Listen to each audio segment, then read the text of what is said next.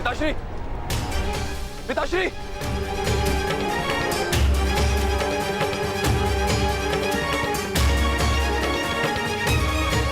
मैं कायरों की भांति युद्ध भूमि छोड़कर नहीं जाऊंगा। मैंने मित्र दुर्योधन को वचन दिया और मैं अपना वचन नहीं तोड़ सकता। एक बात का स्मरण रहे अश्वत्थामा, कि धर्म अधर्म की बात करना हमें शोभा नहीं देता।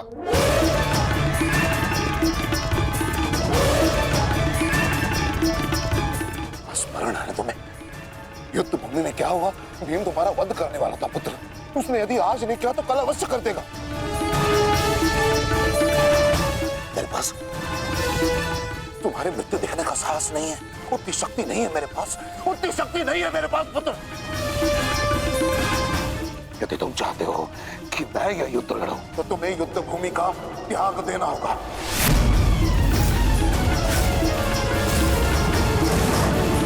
वचन दो मुझे कि तुम युद्ध भूमि का त्याग कर दोगे। वचन दो। आचार्य द्रोण, यदि ऐसा है तो आप यह युद्ध भूमि छोड़कर जा सकते हैं, परंतु मेरा यह मित्र कहीं नहीं जाएगा। वैसे भी आप हमारे सेनापति हैं ना। सेनापति होने के पश्चात भी आप उन विपक्षियों का कुछ कर नहीं पाए, क्योंकि वो विपक्षी आपके प्रिय शिष्य हैं, इसलिए कुछ नहीं कर पाए हैं आप। शांत हो जाओ मित्र।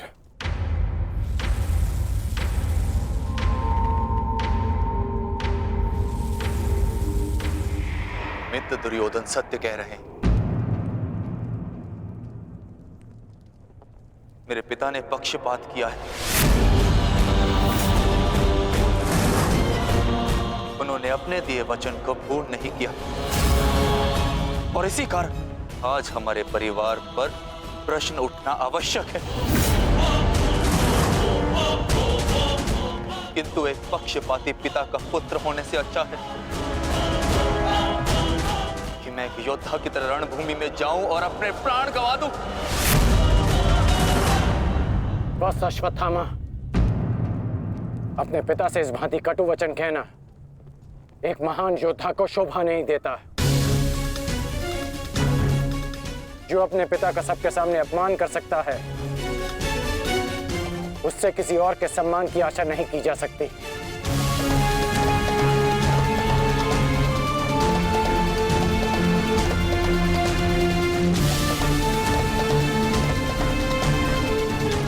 क्षमा कर दीजिए पिताश्री, परंतु मैं इस युद्ध भूमि को छोड़कर कहीं नहीं जाऊंगा।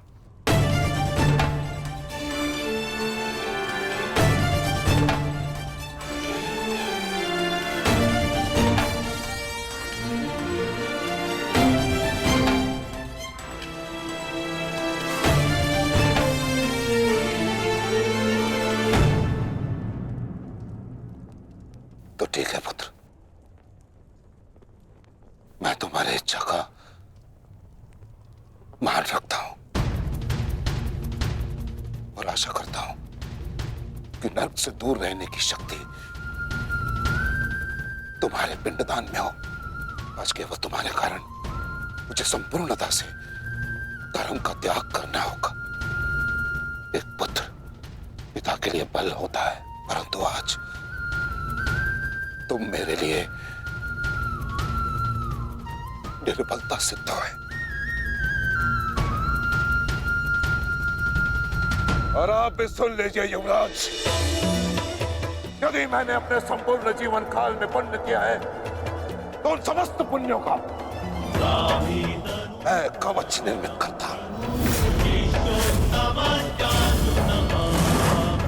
यदि अपने जीवन में मैंने अपने शिष्यों को समान रूप से देखा होगा तो इस कवच को कोई नहीं फेंक सकता, कोई नहीं। यदि मैंने अपने शिष्यों को संभावना से कम और समर्पण से अधिक शिक्षा नहीं दी होगी तो आज मेरे हाथों से मेरे शस्त्रों को कोई नहीं छीन सकता। इसलिए मैं भारद्वाज पुत्र द्रोण प्रण लेता हूं कि इस कुरुक्षेत्र में जो योद्धा मेरे समक्ष आएगा मैं उसका वध कर दूंगा।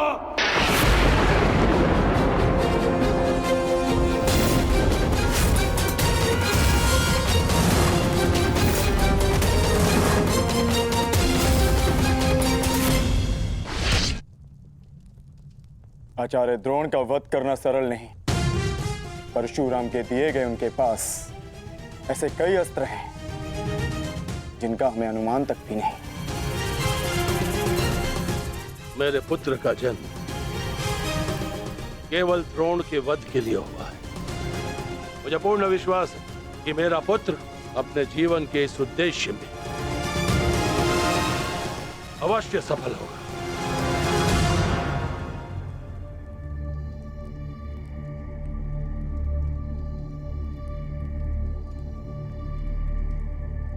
ये युद्ध सरल नहीं है कर्ण। तुम्हें अपना ध्यान केवल युद्ध पर केंद्रित करना होगा। मेरी चिंता का कारण मोह है वृषाली। वो मोह जो बड़े से बड़े योद्धा को निर्बल कर देता है, और किसी की निर्बलता शत्रु का सबसे बड़ा शस्त्र न बन जाए। बस इसी बात की चिंता है। तुम्हारी चिंता स्वाभाविक है पार्थ। आचार्य द्रोण का वध करना सरल नहीं है, दृष्टद्युम्न के लिए भी नहीं।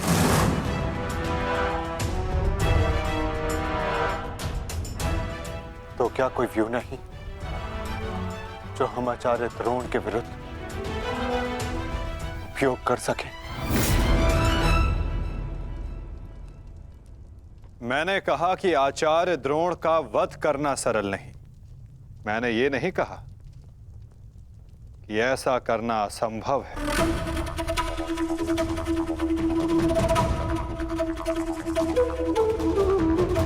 एक व्यू है जिसे आचार्य द्रोण भी नहीं तोड़ सकते।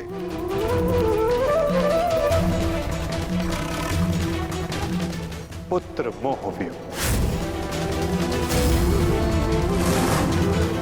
आचार्य द्रोण को परास्त करने का केवल एक ही अस्त्र है,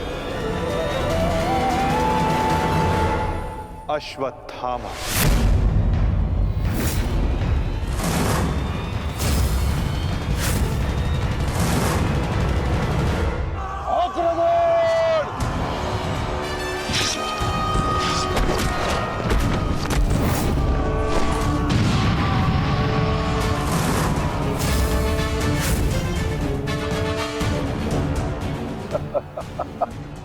अच्छा है, तीसों भाई एक साथ मेरे समक्ष आ गए। अब नर्क तक की यात्रा के मार्ग में एकाकी अनुभव नहीं करोगे। सावधान भीम।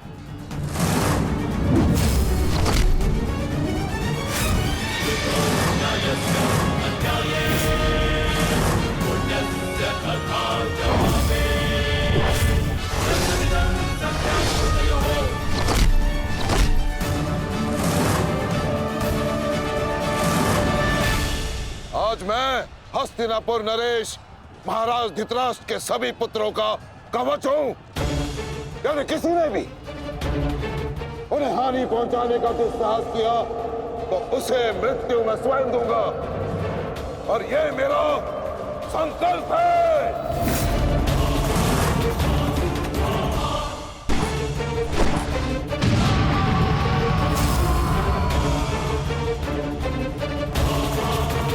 माधव, अश्वत्थामा को घेरने की योजना क्या है? हमारी योजना तो कब की प्रारंभ हो चुकी है पार्थ। क्या हुआ अश्वत्थामा? तुम्हारे पिताश्री कहाँ हैं? कहीं अपने काल को आता देख कहीं छिप तो नहीं गए? दृष्टद्युम्न! ना आचार्य द्रोण किसी से भयभीत है और ना ही उनका पुत्र। आज अपने पिता के काल का काल मैं स्वयं बनूंगा।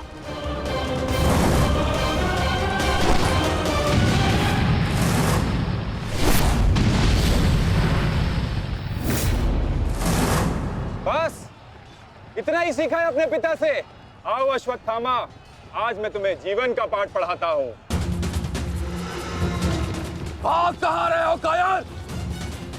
साहस है तो द्वंद करो। सारथी, पीछा करो।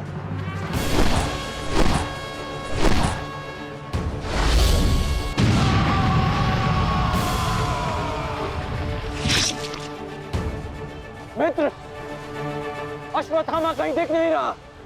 कहीं वो शत्रु के घेरे में घिर ना जाए। तुम आचार्य द्रोण के पीछे जाओ, मैं अश्वत्थामा को खोजता हूं। ठीक है मित्र। सारथी, चलो सत्यसेन।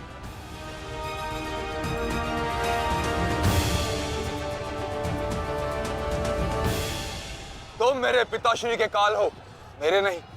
परंतु आज मैं तुम्हारा काल बनकर आया हूं। सावधान।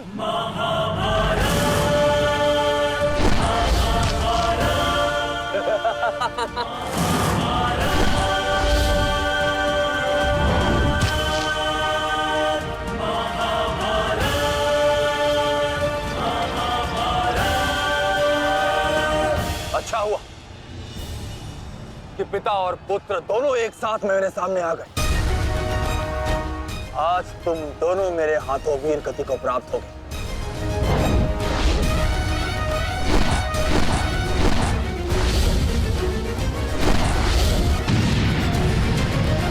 गुरुदेव, आज तो आपने भीम से अश्वत्थामा को बचा लिया था, किंतु कब तक?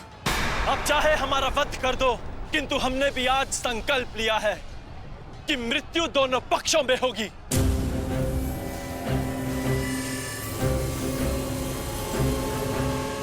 चलो सारथी, हमें वापस जाना है। जिक्र करो। अश्वत्थामा का है? अश्वत्थामा कहीं दिखाई नहीं दे रहा आचार्य, परंतु कर्ण उसी की खोज में गया है। चलो सारथी।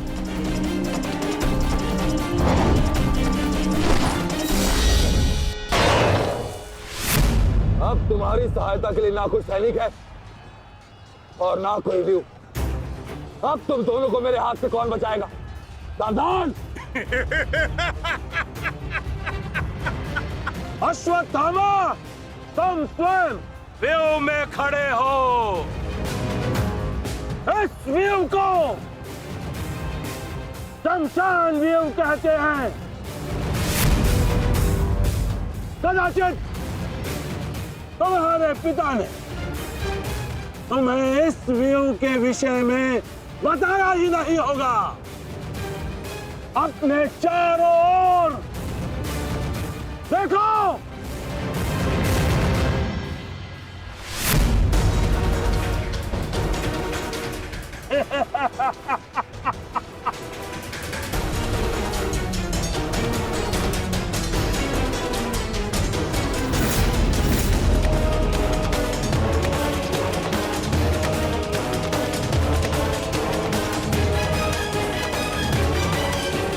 अश्वत्थामा, सावधान।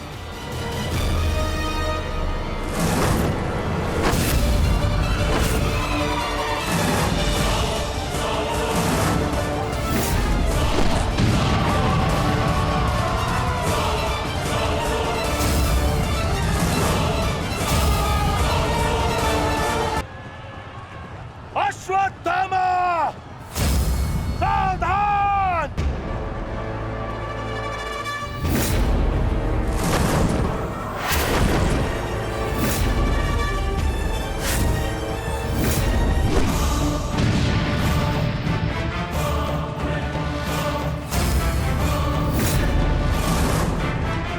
दूसरों की चिता के लिए सजाई गई लकड़ी कभी कभी स्वयं को भी जला देती है। धृष्टद्युम्न, अर्जुन, अंगराज कर्ण अश्वत्थामा की रक्षा के लिए शमशान व्यू में आ चुका है। हमारी योजना संकट में है।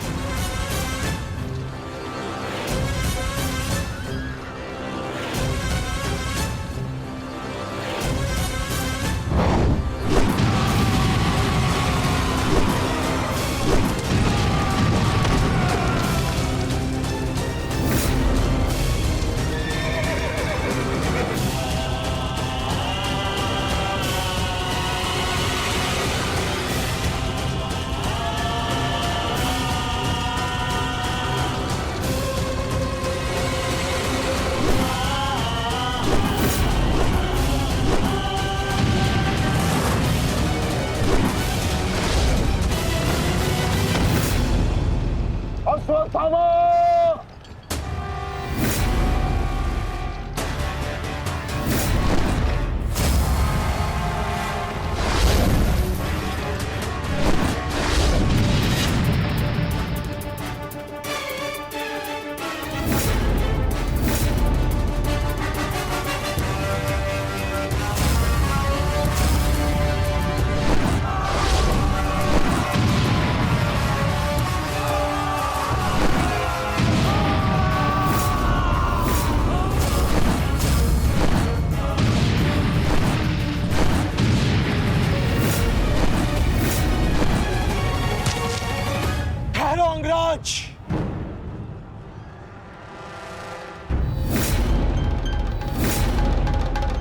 स्मरण है ना कि हमारा द्वंद्व का निर्णय आना अभी शेष है। मैं युद्ध का आह्वान देता हूं।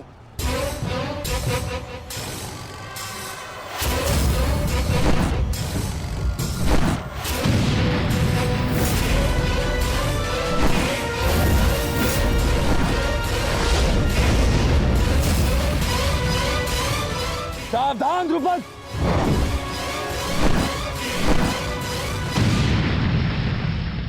मेरा ही राज्य मुझसे ही छीनकर मुझे ही आधा राज्य भीख में दिया तुम्हारे पिता ने, और जिस आधे राज्य पर तुम शासन कर रहे हो वो मुझे स्वीकार नहीं है। इस अपमान का प्रतिशोध आज अवश्य लेकर रहूंगा। जो अपनी पुत्री का अपमान होने से न रोक सके वो अपने राज्य और अपने सम्मान की रक्षा क्या करेगा?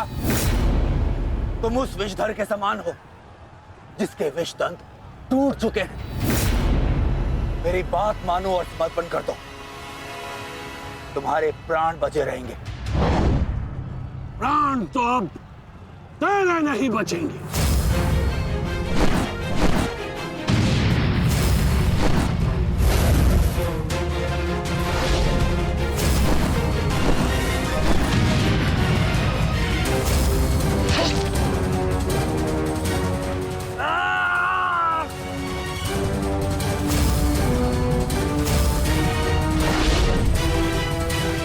द्रुपद!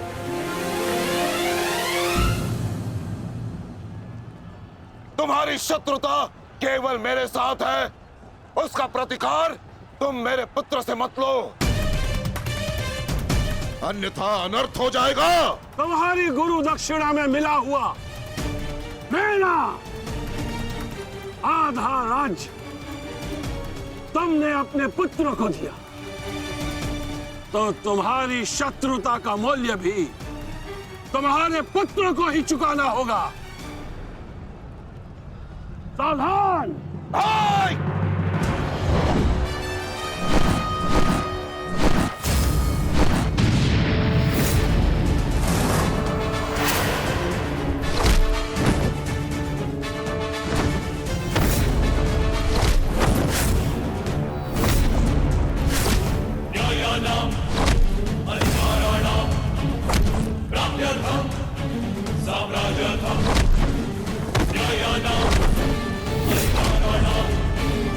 दुर्योधन, भीम ने तुम्हारे और 5 अनुजों का वध कर दिया है और अभी उसकी रक्त पिपासा बुझी नहीं है दुर्योधन। और उस दिशा में देखो, द्रोण द्रुपद नरेश के साथ द्वंद्व में व्यस्त है। अब केवल तुम ही उस भीम को रोक सकते हो दुर्योधन, शीघ्रता करो। तो क्या द्वंद्व बीच पे छोड़कर जाओगे दुर्योधन? उसके लिए उनका अनुज पर्याप्त है। दोस्त, आप जाइए, इनके द्वंद्व की कामना मैं पूर्ण करता हूं।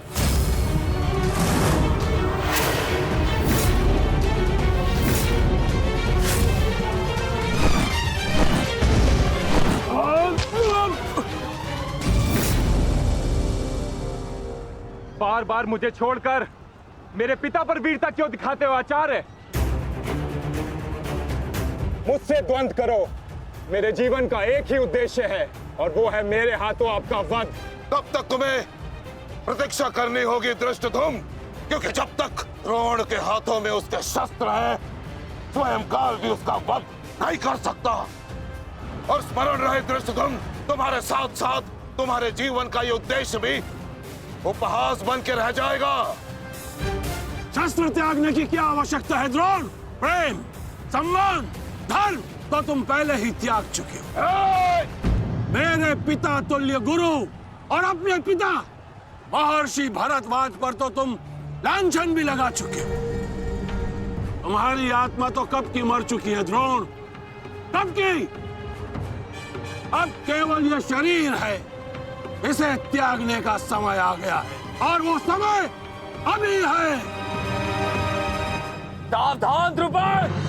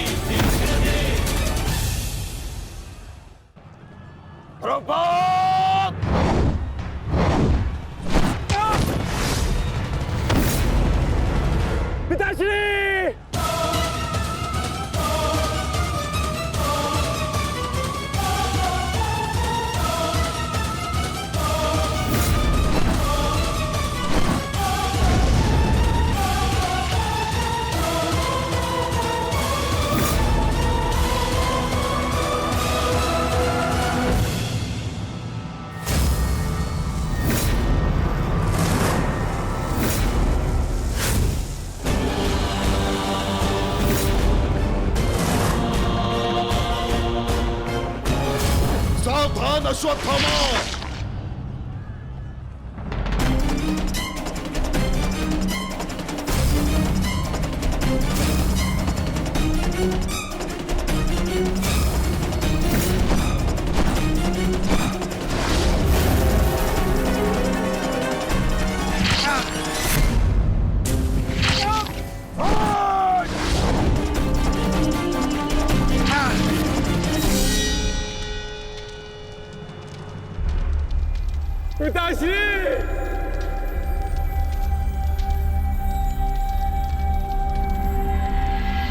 आचार्य द्रोण ने क्रोध में आकर अपने अग्नि शस्त्र से पांचाल नरेश को जीवित जला दिया है महाराज। अर्थात आचार्य द्रोण ने अपना वचन पूर्ण किया, उन्हें द्रुपद का वध कर ही दिया। तुम देखना संजय, तुम देखना संजय, एक दिन पांडवों का अंत भी निश्चित है। और दुर्योधन? दुर्योधन कहाँ है संजय?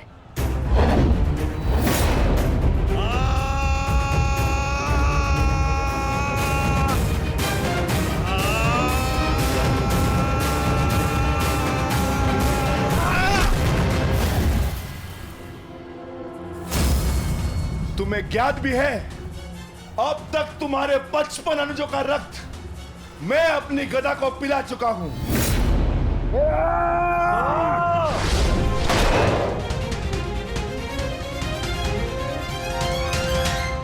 अश्वत्थामा! अश्वत्थामा! उठो, उठो पुत्र, उठो।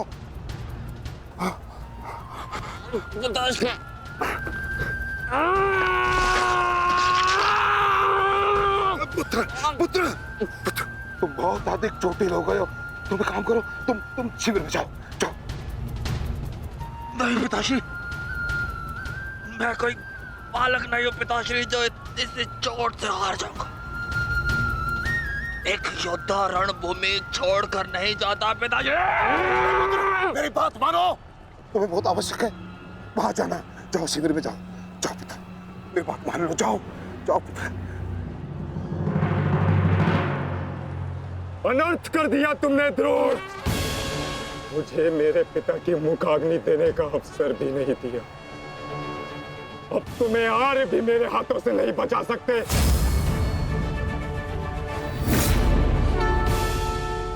सावधान! मैं जानता हूं तुम एक वीर योद्धा हो, पर तुम बहुत अधिक चोटिल हो गए पुत्र। तुम इस अवस्था में युद्ध नहीं कर सकते। तुम्हें उपचार की आवश्यकता है। जाओ, तुम्हें मेरी शपथ है पुत्र, जाओ। जो आज्ञा पिताश्री।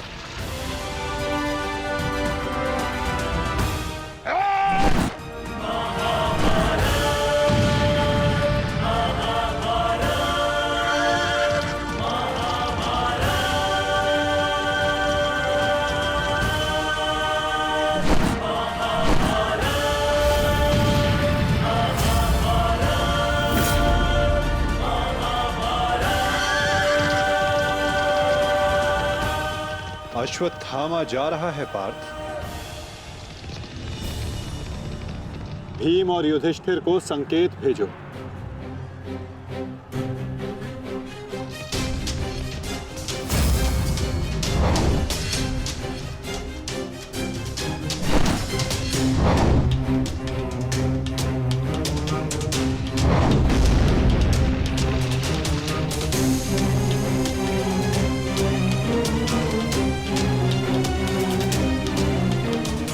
अर्जुन कोई संकेत दे रहा है।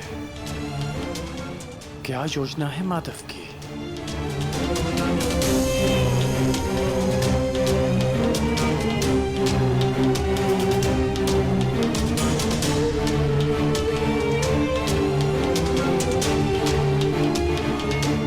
जाना तो नहीं चाहता, परंतु माधव का संकेत है। मुझे जाना होगा। प्रतीत होता है तुम्हारे जीवन के कुछ प्रहर अभी शेष है।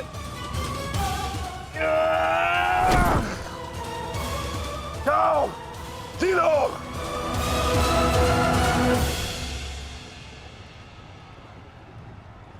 सारथी, आगे बढ़ो।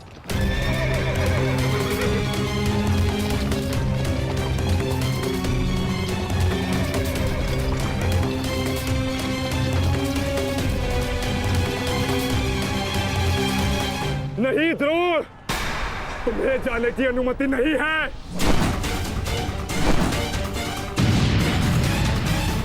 कर्ण, अश्वत्थामा की सहायता करो। वो बहुत अधिक जख्मी है और भीम उसके पीछे है। जाओ।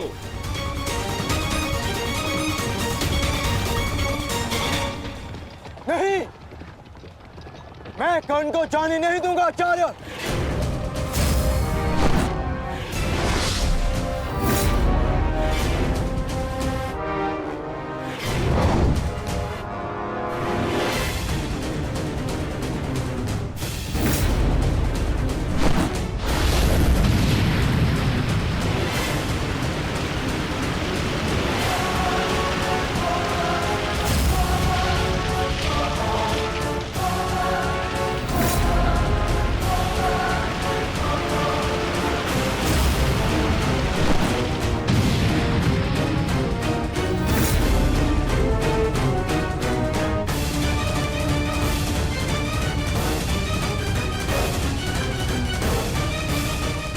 स्मरण रहे पार्थ, यदि कर्ण अश्वत्थामा की सहायता के लिए वहां पहुंच गया तो हमारी योजना विफल हो जाएगी।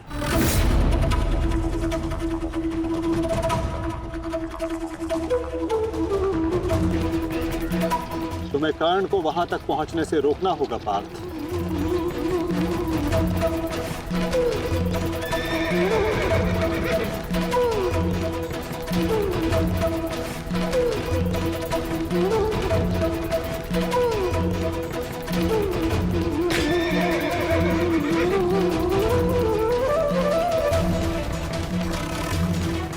हमें केवल अश्वत्थामा के साथ बने रहना है। उसे किसी भी परिस्थिति में अकेला नहीं छोड़ना है। सत्यसेन, शीघ्रता करो।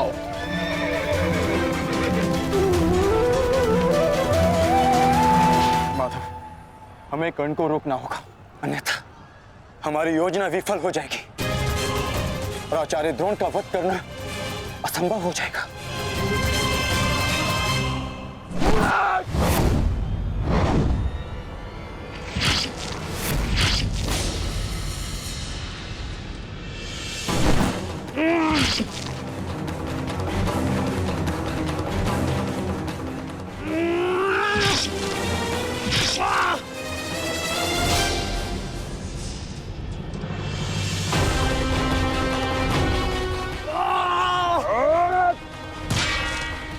अभी भी समय है, लौटो।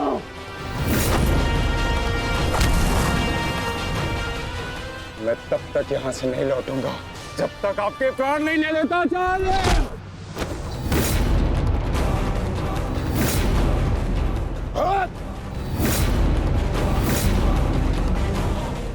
कहा था मैंने कि मैं पिता और पुत्र का वध एक दिन में नहीं करना चाहता, परंतु तुमने मुझे विवश कर दिया।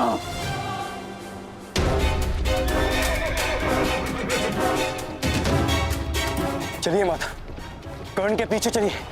नहीं पार्थ, इस समय दृश्यद्युम्न को हमारी सहायता की आवश्यकता है और यहां से जाना हमारी योजना का भाग नहीं है। तुम आचार्य द्रोण के साथ युद्ध करो।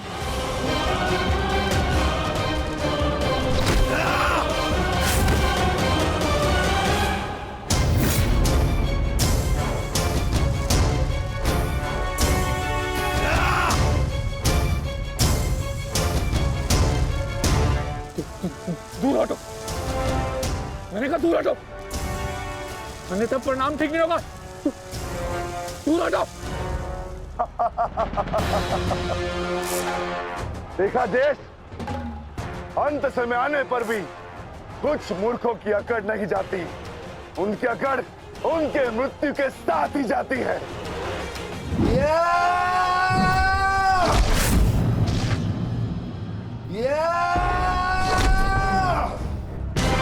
अश्वत्थामा! अब तुम्हारा अंत आ गया अश्वत्थामा। अश्वत्थामा!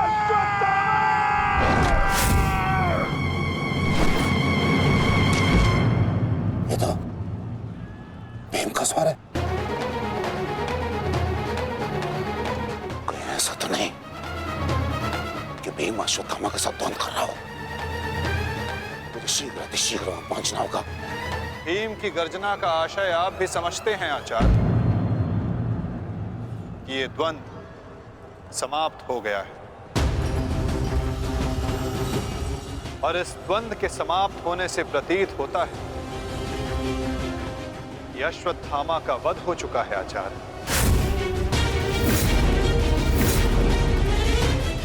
असंभव, असंभव नहीं है माधव। तो द्रोण का पुत्र अश्वत्थामा, और जब तक द्रोण जीवित है अश्वत्थामा को कुछ नहीं हो सकता।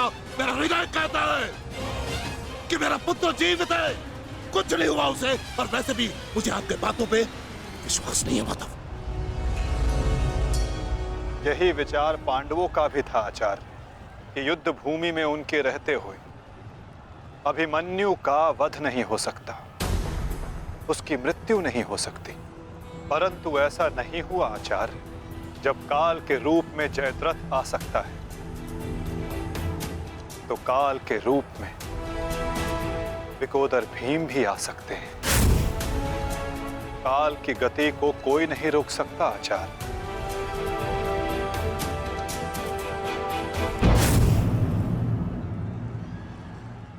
सावधान भीम!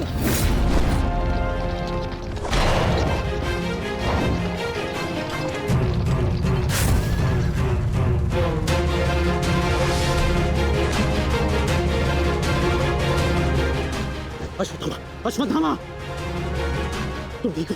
तुम ठीक हो? हाँ अंगराज।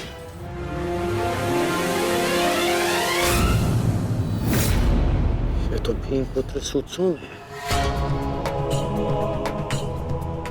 ये भीम कहाँ है? वो वही है जहां उन्हें होना चाहिए। आचार्य, आज कर्ण नामक कवच भी अश्वत्थामा की रक्षा नहीं कर पाया।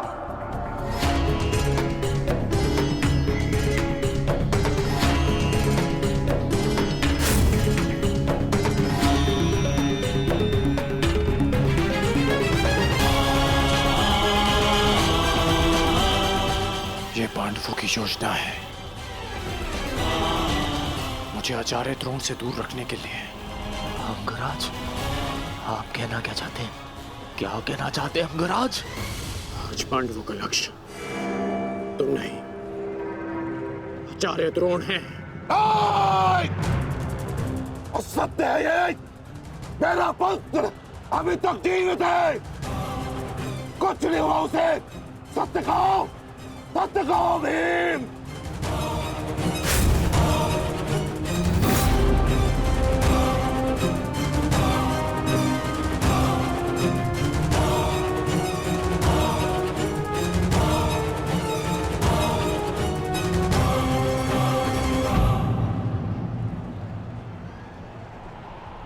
धर्मराज, मैं तुमसे सुनना चाहता हूं, ये सत्य क्या है? कह दो कि मेरा पुत्र जीवित है। तुम्हारा उपयोग केवल मेरा ध्यान भटकाने के लिए था। मुझे इस बात का आभास क्यों नहीं हुआ? आचार्य द्रोण के प्राण संकट में हैं। चलो अश्वत्थामा, चलो। सत्य कह दो कि आज भी मेरा पुत्र जीवित है, कुछ नहीं हुआ उसे, कोई उसका वध नहीं कर सकता। कहता एक बार। युद्ध भूमि में तुम्हारा विकोदर भीम के साथ रहना अनिवार्य है युधिष्ठिर, क्योंकि आचार्य द्रोण जानते हैं कि विकोदर भीम असत्य बोल सकते हैं,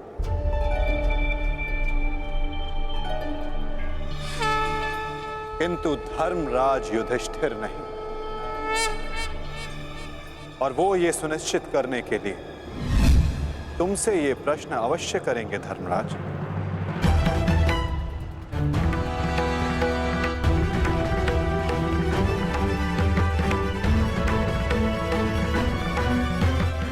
आप मेरे शत्रु हैं आचार्य, कौरवों के सेनापति। ये आवश्यक नहीं कि मैं आपके हर प्रश्न का उत्तर दूं। शीघ्र करो सत्यसेन। प्रश्न का उत्तर तुम्हें देना होगा धर्मराज। भले मैं कौरवों का सेनापति हूं, परंतु ये मत बोलो कि मैं तुम्हारा गुरु भी हूं। इसमें सत्य तुम्हें कहना होगा, बताना होगा मुझे। मेरा पुत्र जीवित है और यही सत्य है, मुझे पता है। बता दीजिए आचार्य द्रोण को सत्य क्या है? अधर्म को उसके घर में पराजित करने के लिए अधर्म की चौखट पार करनी ही पड़ती है युधिष्ठिर। ये सत्य है आचार्य द्रोण कि भीम ने अश्वत्थामा का वध कर दिया।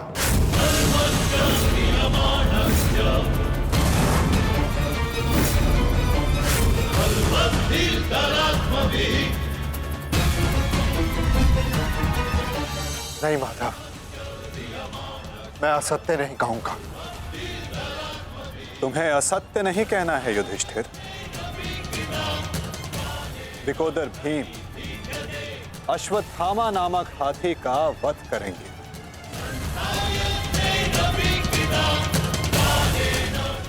तुम्हें केवल यह कहना है कि अश्वत्थामा मारा गया। इससे ना तुम्हारा धर्म टूटेगा और हमारी योजना भी सफल हो जाएगी।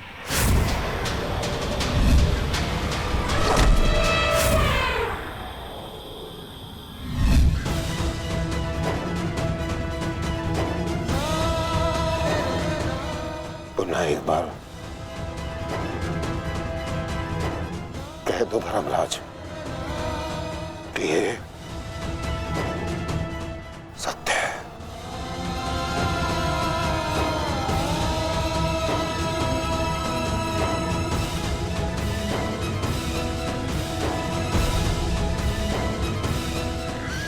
शीघ्र करो सत्यसेन। आपने बिल्कुल सही सुना आचार्य द्रोण।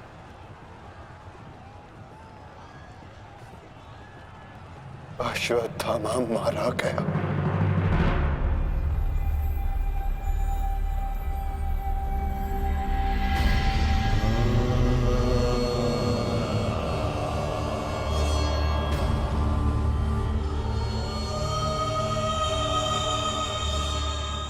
परंतु वो एक मनुष्य नहीं, एक हाथी था।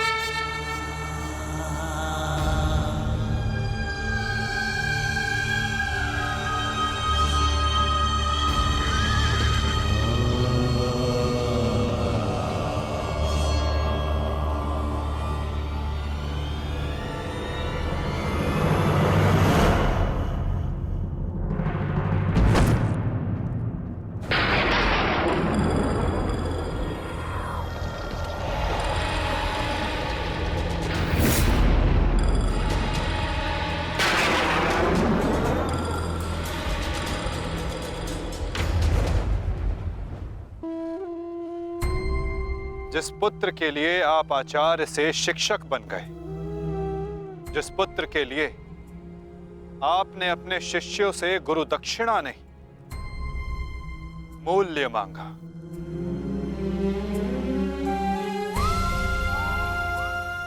और उसी पुत्र के कारण आप एक एक करके अधर्म की सीढ़ियां चढ़ते चले गए आचार्य।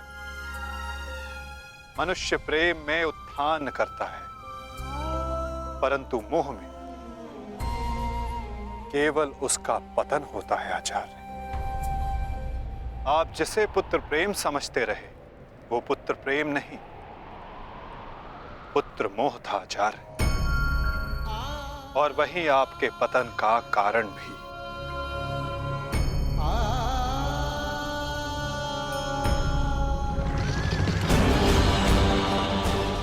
शीघ्र करो सत्यसेन।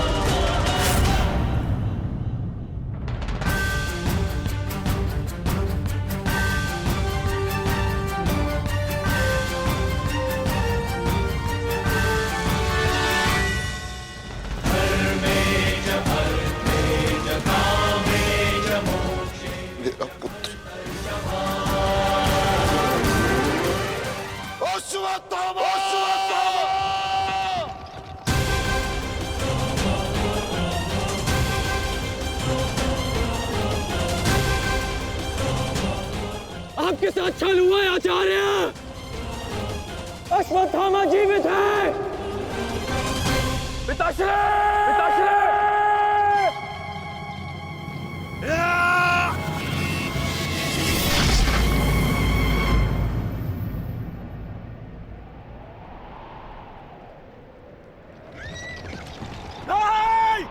आचार्य!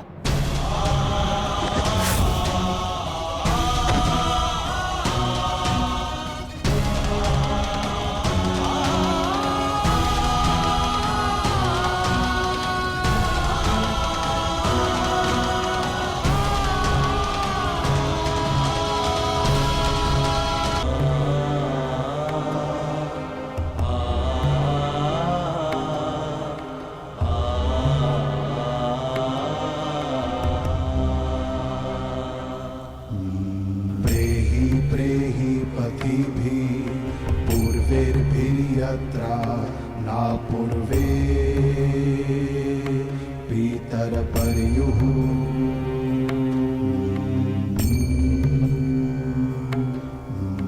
भूभरार्जना स्वधया मदन्तायमं पश्यासि वरुणं च दिवम्।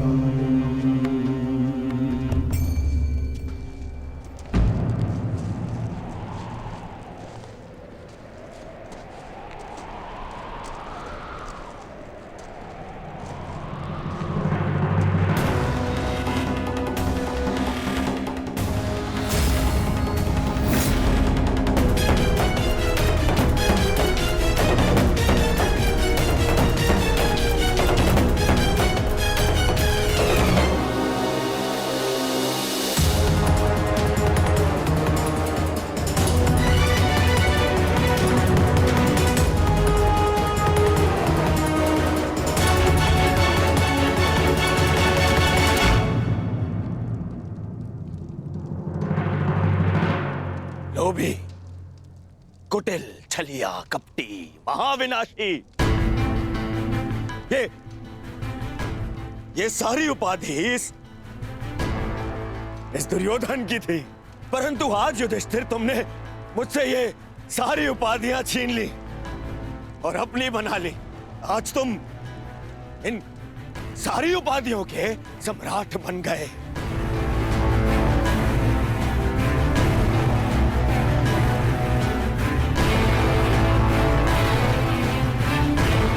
प्रणिपात सम्राट,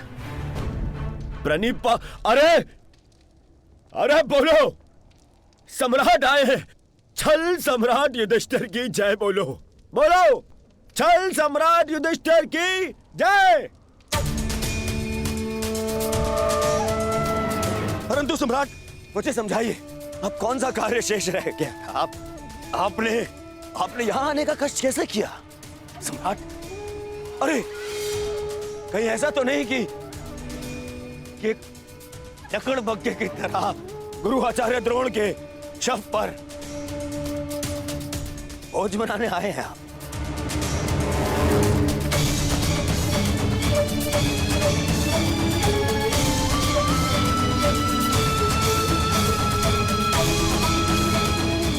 भोज मनाने आए हैं?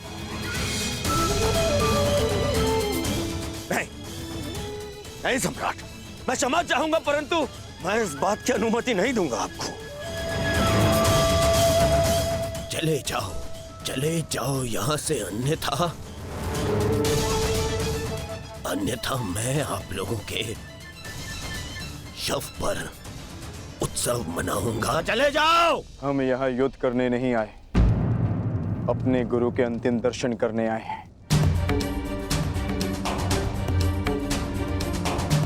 इस समय मैं अर्जुन नहीं, अपने गुरु का शिष्य हूं। हम पांडु पुत्र होने के नाते नहीं, परंतु कुरुवंशी होने के नाते उनके अंतिम दर्शन करने आए हैं। नहीं, तुम्हें इस युद्ध में विजय मिलेगी और ना ही अपने गुरु के दर्शन।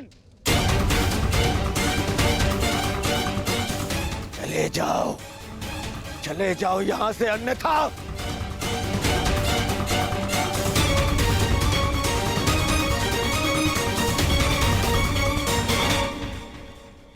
गुरु द्रोण के अंतिम दर्शन करने का अधिकार सबको है।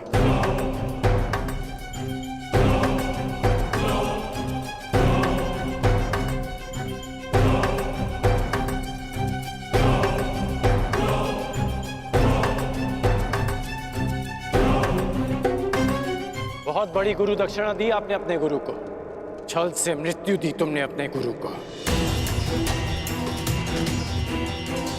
उन्होंने अनेकों दिव्यास्त्र सिखाए तुम सबको, परंतु विश्वासघात नामक अस्त्र का कोई उत्तर नहीं था उनके पास। धर्मराज, क्या उत्तर है आपके पास आपके छल का?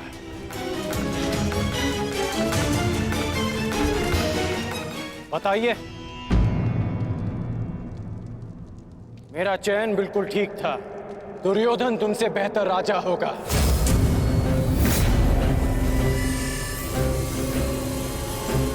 दुर्योधन की अनीतियों पर मैं क्रोधित हूं, परंतु तुम्हारी अनीतियों पर मुझे घृणा आती है।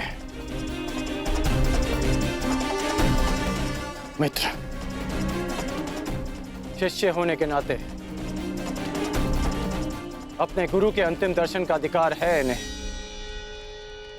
नहीं, अंगराज ठीक कह रहे हैं मित्र।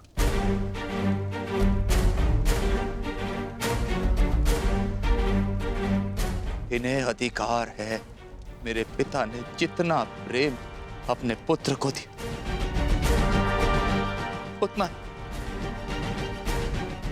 किंचित अधिक इन पांडु पुत्रों को दिया।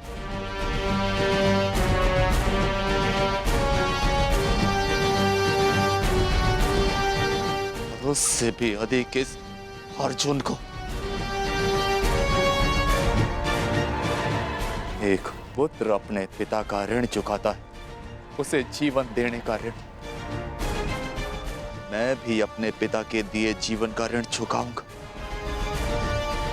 और वो ऋण पांडवों को चुकाना होगा।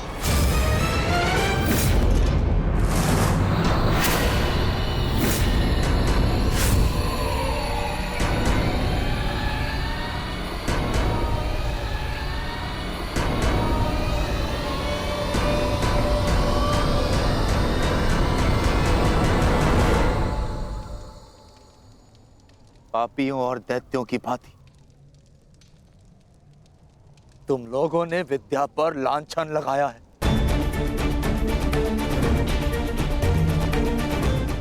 ज्ञान का नाश किया है तुम लोगों ने, नाश। धिक्कार, धिक्कार है तुम लोगों पर।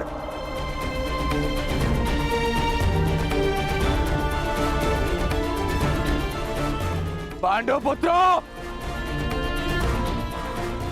जब तक मैं तुम्हारी मृत्यु अपनी आंखों से ना देख लूं, मुझे मृत्यु प्राप्त नहीं होगी।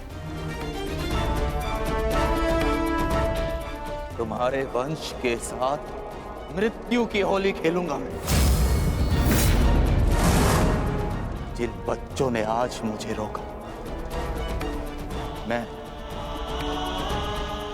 उनकी सांसें रोक दूंगा।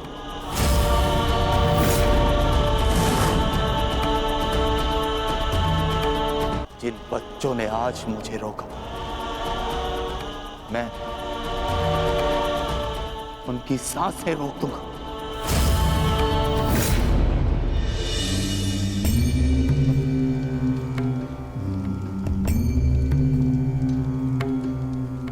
प्रेहि प्रेहि पतिभिः पूर्वैर्भिर्यत्रा न पूर्वे पितरपर्युः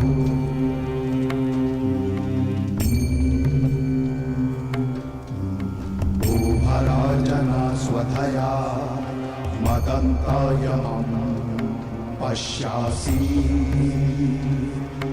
वरुणं च दिवम्।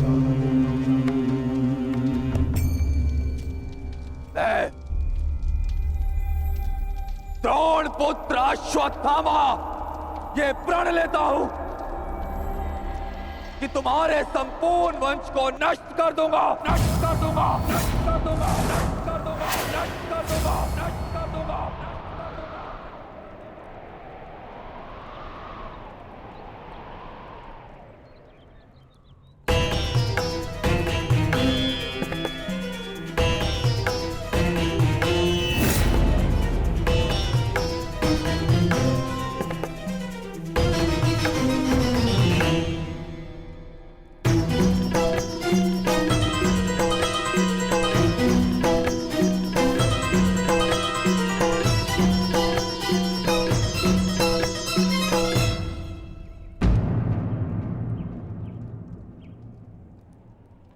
क्या सोच रही हो सखी? असंख्य चिताएं, असंख्य अग्नि जलकर भस्म हुआ मेरा मान,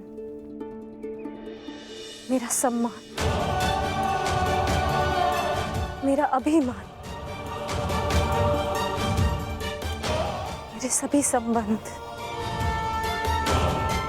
ये सब लाभ भी तो हानि को ही मिले हैं।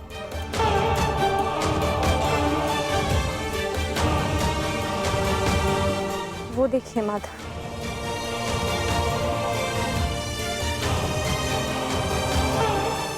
भ्राता धृष्टद्युम्न के जीवन का गणित संपूर्ण हुआ।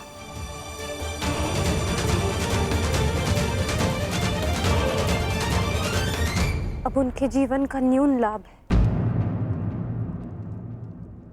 इस जटिल गणित में न केवल हानि और लाभ है सखी, इस गणित के अनेकों कोण भी हैं। उधर देखो, तुम्हारी पुत्र वधू खड़ी है।